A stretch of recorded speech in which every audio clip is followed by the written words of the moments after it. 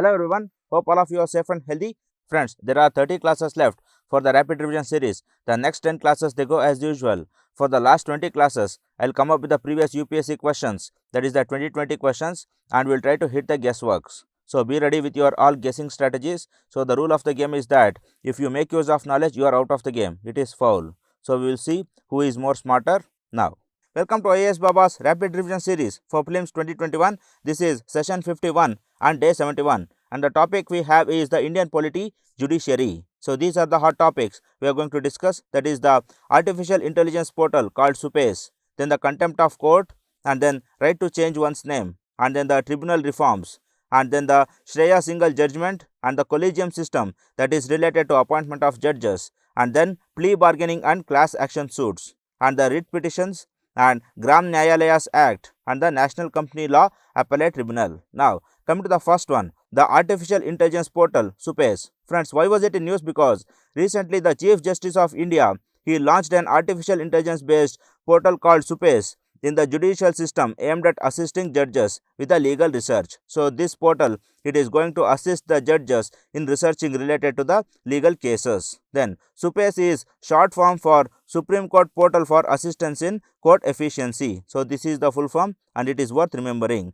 That is the Supreme Court Portal for Assistance in Courts Efficiency. Then earlier, e-courts project was conceptualized on the basis of National Policy and Action Plan for Implementation of Information and Communication Technology in the Indian Judiciary 2005, and this was submitted by the E-Committee of the Supreme Court.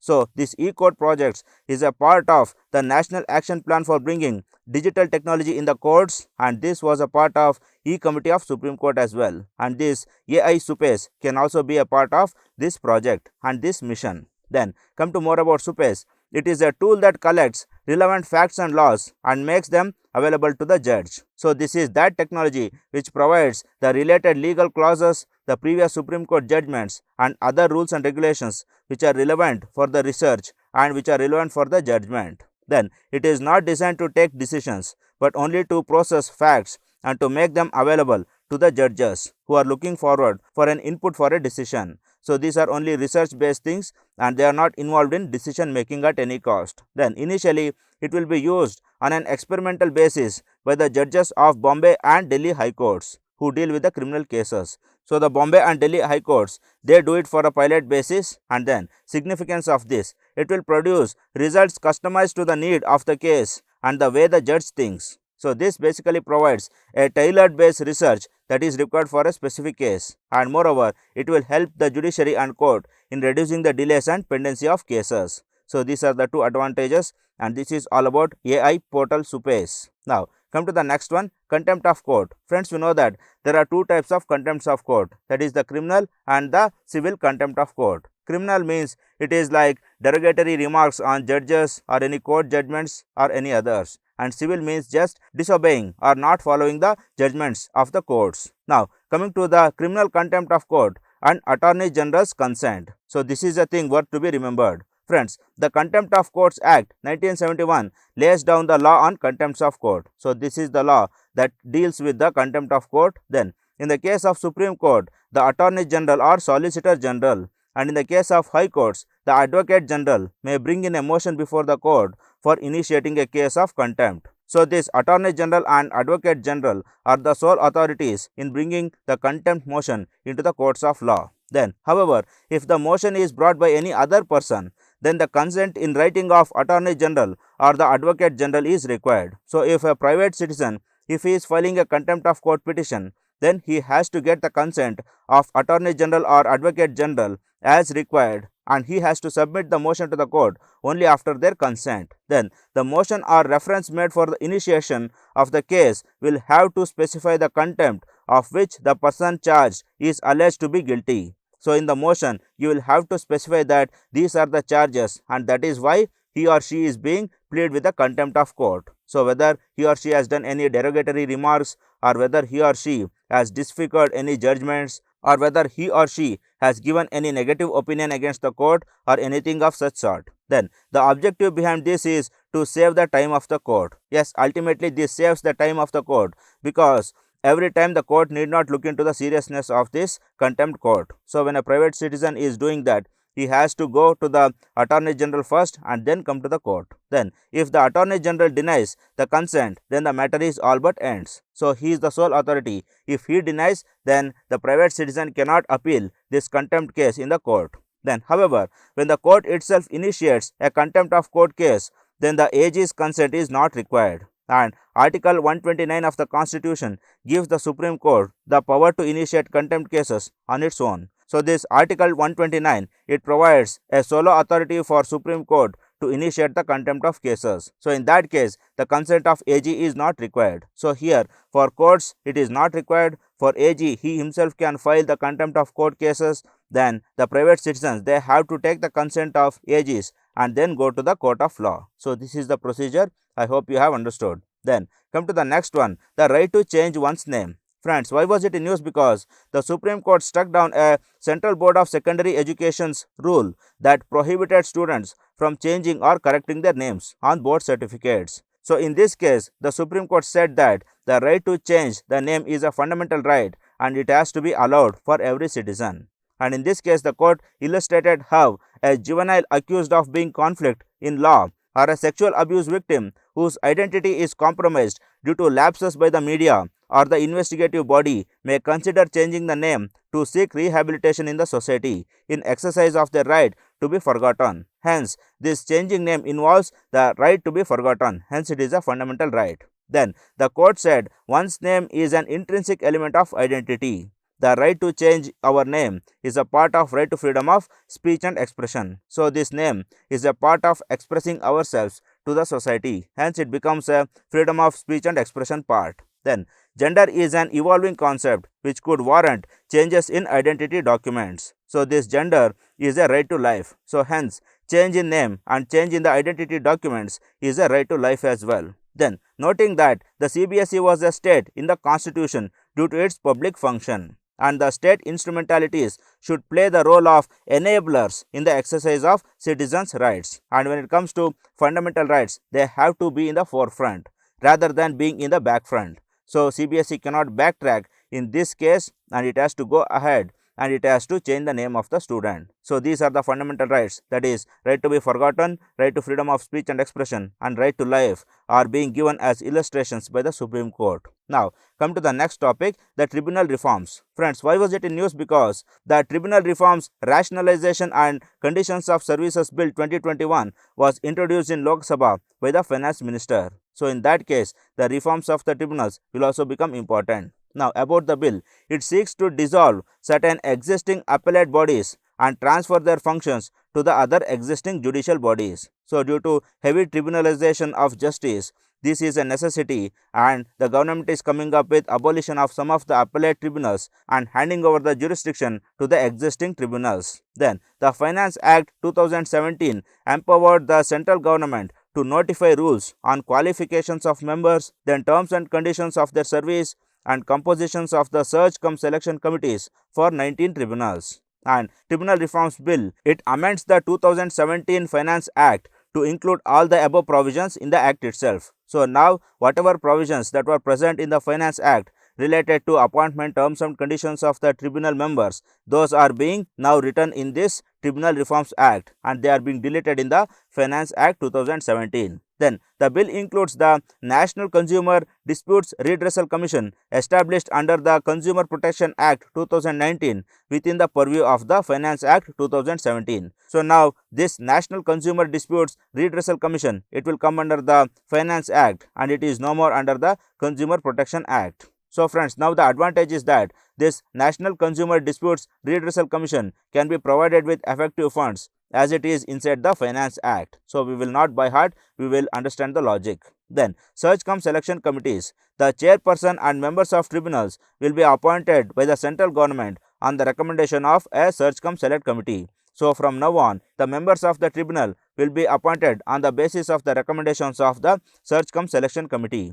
So, who are the members of this search cum selection committee? The committee will consist of the Chief Justice of India or a Supreme Court judge nominated by him as the chairperson with a casting vote. That is, if there is a tie, the chairperson will be having a casting vote and he will not vote in the very first instance. Then 2 secretaries nominated by the central government, and then the sitting or outgoing chairperson of that tribunal, or a retired Supreme Court judge, or a retired Chief Justice of a High Court. So either of them, either the outgoing chairperson of the tribunal, or any retired Supreme Court judge, or the retired Justice of a High Court, either of them can become the member. And then the secretary of the ministry under which the tribunal is constituted will also become the member of search cum selection committee, but he will not be having the voting rights. So without voting rights, he will become a member. Then terms of office. The term of office for the chairpersons of the tribunals will be 4 years or till the attainment of the age of 70 years, whichever is earlier.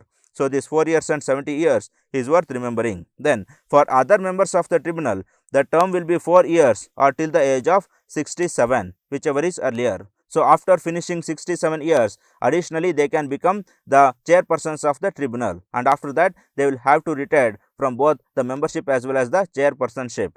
Then the bill removes the Airport Appellate Tribunal established under the Airports Authorities Act 1994. Then the Appellate Board established under the Trademarks Act 1999. Then the Authority of Advanced Ruling established under the Income Tax Act 1961. Friends, we have discussed the Authority of Advanced Ruling for GST in the last class, but that was established under the CGST Act, not under the Income Tax Act. So we will get the difference here itself. And then the Film Certification Appellate Authority established under the Cinematograph Act 1952. All these are removed from the purview of Finance Act 2017. So slowly friends, these will be abolished and the jurisdictions of these will be handed over to any other tribunals or any other appellate tribunals. So these are the logics, that is why they have been removed from the Finance Act. So this is all about the tribunal reforms. Then come to next one, Shreya Singhal judgment. Friends, why was it in news? Because 6 years after it struck down section 66A of the IT Act 2000,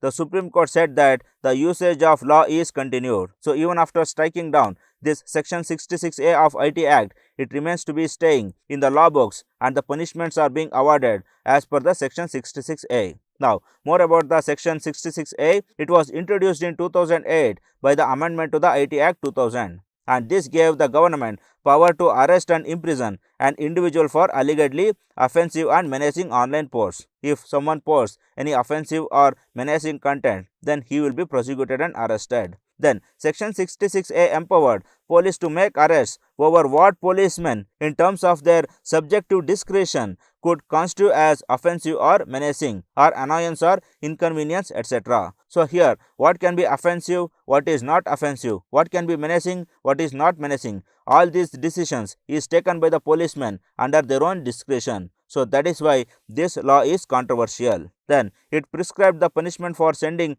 messages through a computer or any other communication device, and a conviction could fetch a maximum of 3 years in jail. So 3 years in jail was the punishment prescribed for sending offensive content in the computer, mobile, laptop or any others. Then in 2015, the Apex Court struck down the law in the landmark case of Shreya Singhal versus Union of India, calling it open-ended and unconstitutionally vague. So this is a vague clause and it was worth striking down, and thus expanded the contours of free speech to the internet. So after this judgment, the freedom of speech and expression was extended to the online content and internet as well. Now come to more facts. The grounds of challenge. The petitioners argued that section 66A came with the extremely wide parameters which allowed whimsical interpretation by law enforcement agencies. So the policemen, they can interpret the law however they want because they are given absolute discretion in this clause. Then most of the terms used in the section had not been specifically defined under the Act. So proper definitions of what is an internet service provider, who is a user, who is an intermediary, so all these are not at all defined in the section. Then the law was a potential tool to gag the legitimate freedom of speech in the online, and it is going far beyond the ambit of reasonable restrictions on that freedom. So it is basically giving unreasonable restrictions, not the reasonable restrictions. So that is what the argument of the petitioners was. Now the Supreme Court's decision. Supreme Court of India declared section 66A as unconstitutional for being violative of Article 19 1 clause subclause A. So it was violative of right to freedom of speech and expression. Then the section provided for unreasonable restrictions and hence cannot be saved under the Article 19 clause 2. So Article 19 Clause 2, it provided reasonable restrictions, and this unreasonable restrictions is against Article 19 Clause 2 as well. Then the bench also read down the Section 79 of the Act, which defines key rules for the relationship between governments and the commercial internet platforms. So what does this Section 79 provides? The Section 79 says that any intermediary shall not be held legally or otherwise liable for any third party information, data or communication made on its platform. So this clause says that any intermediaries are not responsible for any derogatory messages that are posted on their platforms. So now the Supreme Court has struck down this clause, and now onwards the intermediaries will be made liable for anything that is posted on their platform. Friends, that offended many internet service providers and many intermediaries. And now the same clause is at the center of ongoing intermediary liability battle between the center and the microblogging platform Twitter. So this act of striking down Section 79, which made the intermediaries liable for anything that is posted on their platform, has offended several intermediaries. So that is why Twitter and other microblogging sites, they are at loggerheads with the government right now. They want the section to be brought back again. So this is all about the Shreya Singhal judgment. Then come to next one. Collegium system. Friends, why was it in news? Because Collegium refused the government's request to reconsider its recommendation to elevate Aniruddha Bose and A.S. Bopanna as Supreme Court judges. So the plea to appoint these judges were sent back, and the Collegium said their names were recommended after all parameters were considered, and now the government is bound to appoint Justice Bose and Bopanna to the Supreme Court. So there is a rule that if the Collegium sends the list of names of the judges who have to be appointed to the Supreme Court, then the government can send back once. But the Collegium resends the list without any adoption, then the government doesn't have any choice but to appoint them without any questioning. So the same has happened with Justice Aniruddha Bose and A.S. Bopanna. So in this context, the Collegium system will come into picture. So now, friends, what is a Collegium system? So it is a forum which decides on the appointment and transfer of judges. Then it comprised of the Chief Justice of India and 4 Supreme Court judges. So in the High Court it is different.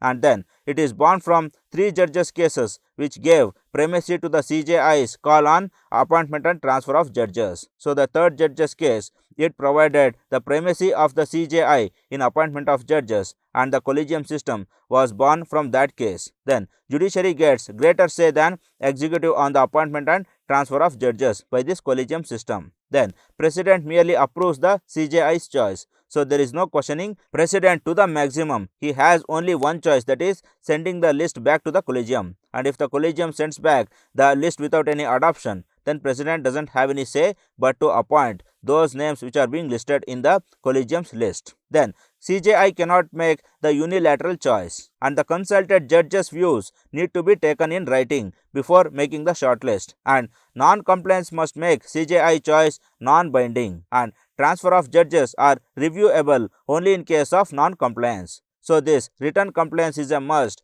before sending the list to the executive. If the written consent of these 4 judges is not taken, then the appointment can be reviewed, or the appointment of those judges can be annulled as well. So this is a brief account regarding the Collegium system. Now we will go into the origin of Collegium system. Friends, in the first judge's case of 1981, the Apex Court held that in appointment of a judge of the Supreme Court or High Court, the word consultation in Article 124 Clause 2 and in Article 217 Clause 1 of the Constitution does not mean concurrence. So it is only consultation. So as per the first judge's case, the executive is not bound to the advice given by the Supreme Court or High Court in case of appointment of judges. Then in the second judge's case, this was annulled, and the Supreme Court actually said that the consultation in these articles is concurrence and it is primacy. Then the court also held that in the event of conflict between the President and CJI with regard to the appointment of judges, it was the Chief Justice of India whose opinion would be determinative in the matter. So ultimately, it is the CJI's voice that prevails over the executive's voice if there are any conflicts. So in other words, this consultation, it became concurrence. Then the 1993 verdict also gave birth to the Collegium system, and here the Supreme Court said that the voice of CJI is not the voice of CJI alone. It was a collection of CJI and 2 most senior judges of the Supreme Court or the High Court, depending on the case. So in case of appointment of a High Court judge, it is the Chief Justice of the High Court and two senior-most judges of the High Court. And in case of Supreme Court, it is the CJI and two senior-most judges of the Supreme Court as well. Then, in the third judge's case, that is in the 1998, the Supreme Court reaffirmed its 1993 judgment, but however expanded the collegium to include CJI and four most senior judges of the Supreme Court after CJI. So now it is not only the two senior most, it is CJI plus four most senior judges. Then in the fourth judge's case, that is in 2015, the 99th Constitutional Amendment Act and the NJAC or the National Judicial Appointment Commission was struck down as unconstitutional by the Supreme Court, and Supreme Court banded the commission as an infringement on the judicial independence and a violation of separation of powers. So this was the judgment given in the fourth judgment case, and therefore the collegium system was preserved and continues to be in place right now. So this is the status of collegium system as of now, and this first judge's case, it is famously called as S.P. Gupta case, and the second judge's case, it is the Advocates on Records case, and then the third judge's case is the advice sought by the President as per Article 143. So it is a reference case basically, and then the fourth judgment case is the NJAC case. So these are the four judgments which are prominent in the history of Supreme Court, and these are worth remembering. Then come to the next topic, the plea bargaining and class action suit. Friends, why was it in news? Because incidents such as the recent ONGC bargage disaster underline the presence of effective class action suits in India. So in this ONGC barge disaster, the victims of this disaster, they collectively filed a petition in the Supreme Court. So that is how it becomes important. Then about the class action suit, it is a legal action or claim that allows one or many plaintiffs to file and appear for a group of people with similar interests, and such a group forms a class. So here that is not single person who is filing the suit, but it is a class or a group of people having common intent. Then a class action, also known as the class action lawsuit or the class lawsuit or the representative action, is a type of lawsuit where one of the parties is a group of people, not an individual, and who are represented collectively. Then the class action suit derives from the representative litigation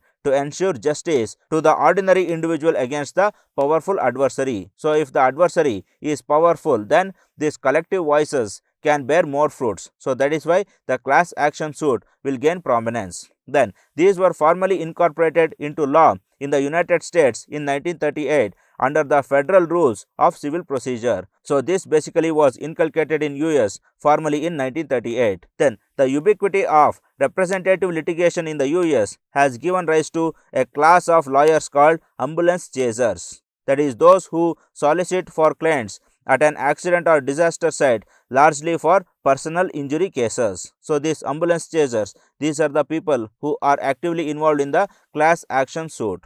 Even in India, we are having some of the examples of class action suit. That is, in the Bhopal gas tragedy case, we know that almost all the victims, they have formed one class and they are fighting in the Supreme Court. Then the Satyam Computers case, even here, the victims of the scam are collectively filing their cases in the court. So such cases are examples of class action suit in Indian judiciary. Then come to next, plea bargaining. Friends, what is plea bargaining? Here, a person charged with a criminal offense negotiates with the prosecution, and he demands for a lesser punishment by pleading guilty. Then it primarily involves pre-trial negotiation between the accused and the prosecutor, and it may involve bargaining on the charges or on the quantum of sentence. So here, if there is any person who has committed any crime, instead of him going to the court of law and pleading his trial, he approaches the prosecutor and says that yes, I have done the crime, but however, I deserve some minimization of punishments, or I deserve some milder punishments,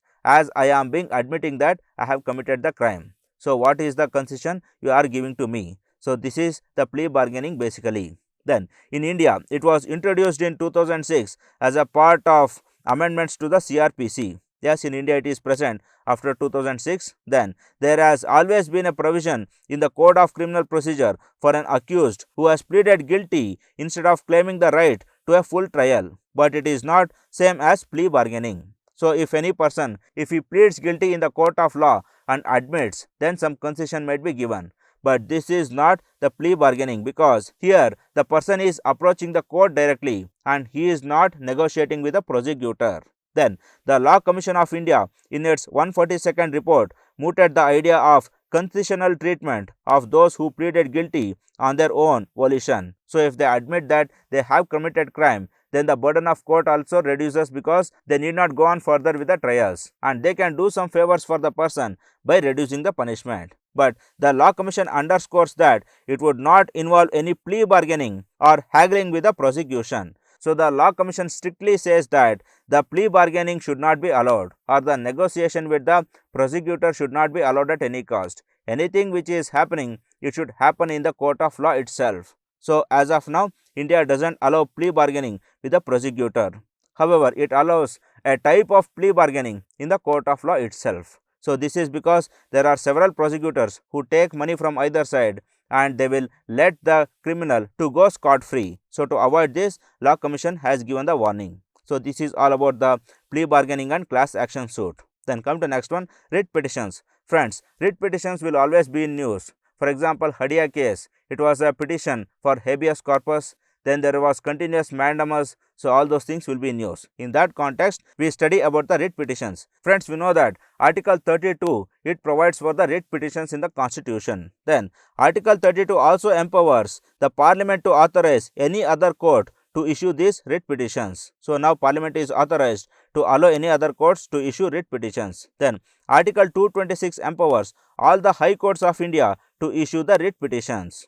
Now, these are the writ petitions. That is, first one, the habeas corpus. And we know that habeas corpus means to have the body. And here, the Supreme Court or High Court can issue this writ against both private and public authorities. So, friends, if someone is arrested, or if someone is taken into house arrest, or if someone is kidnapped, then the court can issue this habeas corpus petition. And the Supreme Court or High Court can issue this writ petition against both private as well as public authorities. So, we will not by heart, we will remember the logic. That is, any person can kidnap anyone. It need not be the government alone. So, that is why habeas corpus can be issued both to private as well as public authorities. Then, habeas corpus cannot be issued to the following cases: when the detention is lawful, and when the proceedings is for contempt of a legislation or a court. Then, detention is by the competent court, and detention is outside the jurisdiction of the court, that is in the international territory. So, all these are legal detentions, they are not illegal detentions. So, that is why the habeas corpus is not applicable in these cases. Now, come to the next, the mandamus. This writ is used by the court to order to the public official who has failed to perform his duty or refused to do his duty. So, this is a command given to a public authority. Then, unlike habeas corpus, mandamus cannot be issued against a private individual. So, it cannot insist a private individual to do his duty. It can only insist a public office. Then, to enforce departmental instructions that does not possess statutory force. If any departmental rules, if it is not having a statutory force, then that cannot be forced to be implemented via this mandamus. Then, to order someone to work when the kind of work is discretionary and not mandatory. Even the discretionary works, they cannot be implemented via mandamus. Then, to enforce a contractual obligation. Friends, contract is related to both the parties. This mandamus cannot insist one single party to implement the contracts in letter and spirit. Then, mandamus can't be issued against the Indian president or state governors. So, passing mandamus against president or state governors will be direct encroachment in the separation of powers. So, that is why even that is not allowed. Then, against the Chief Justice of a High Court acting in judicial capacity. So, even this is encroachment to the federalism. So, even that is not allowed. Then, continuing mandamus or structural interdict or structural injunction is a relief given by a court of law through a series of ongoing orders over a long period of time. So, friends, if the court comes to know that any public office is not working properly, then it can issue continuous mandamus on a daily basis, and it can track and trace how the public office is working. Friends, this happened in the Vineet Narayan case, where the Supreme Court found that the CBI was not working properly. So, on a daily basis, mandamus was issued, and by there, the continuous mandamus concept arose. Then, prohibition. Prohibitions means to forbid a lower court from exceeding its jurisdiction. So, if any lower court is deciding on any case wherein it doesn't have any jurisdiction, then the higher court can stop and it can take the case and it can plead for itself. Then the writ of prohibition can only be issued against a judicial or quasi-judicial authorities. Yes friends, this is basically related to adjudicatory jurisdictions, and this can be applicable only to the judicial and quasi-judicial authorities. Then it can't be issued against administrative authorities, legislative bodies and private individuals. Yes, this is obviously true. Then come to the next one, the certiorari. This means to be certified or to be informed, and this writ is issued by a higher court to a lower court to quash their order in any case of exceeding the jurisdiction. So here, if any lower court, it has taken up a case that is beyond its jurisdiction and it has already passed the orders. So now the higher court can issue certiorari and it can take up the case and it can quash the judgment given by the lower courts. So this is basically the certiorari which is done after the judgment is given, but prohibition can be done even before the judgment is given. So we know the difference. Then we move on.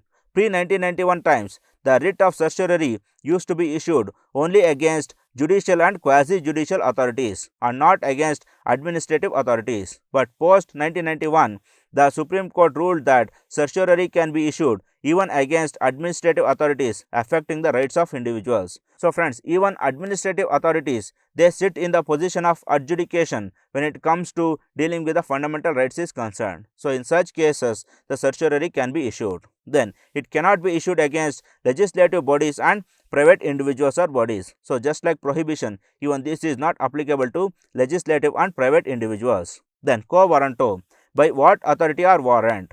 This writ is used to prevent illegal usurpation of a public office by a person. Yes, this is a simple one. Then quo warranto can be issued only when the substantive public office of a permanent character created by a statute or by constitution is involved. So only statutory or constitutional authorities or permanent authorities can be issued with the quo warranto petition. Others cannot be, because the quo warranto basically needs a public authority who is working under the public jurisdiction to be checked whether he is working as per the authority. So obviously you cannot issue it for a private individual, and then it cannot be issued against private or ministerial office. So even against ministerial office it cannot be issued, because this leads to encroachment into the separation of powers, and it cannot be issued to the ministerial office as well. Friends, we know that in the ministerial office there will be several ad hoc workers. So for all those, this quo warranto cannot be issued. If issued, all those temporary workers will be dismissed then and there itself. So to avoid that,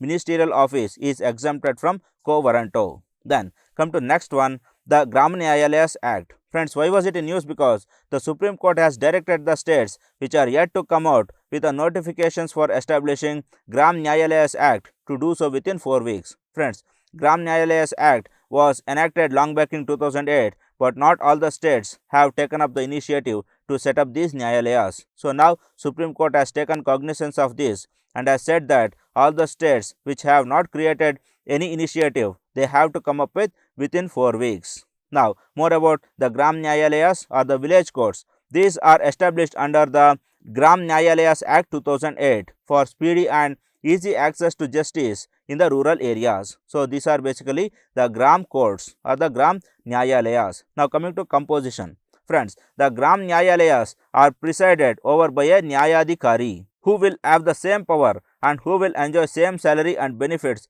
as of the judicial magistrate of the first class. Friends, first class judicial magistrate means the Tehsil courts or the Taluk courts. So the same salary and same position powers of a Tehsil courts will be applicable to the Nyayadhikari as well. And such Nyayadhikari are to be appointed by the state government in consultation with the respective High Court. So High Court is the sole authority, and state government in consultation with the High Court, it can appoint Nyayadhikari. The jurisdiction of these Nyayadhikaris. A Gram Nyayalaya have jurisdiction over an area specified by a notification by the state government in consultation with the respective High Court. So here also state government and High Court, they jointly take the decision over the jurisdiction of the Gram Nyayalayas. Then the court can function as a mobile court at any place within the jurisdiction of such Gram Nyayalaya after giving wide publicity to that regards. So even the mobile courts can be taken up, but however prior information should be given to the citizens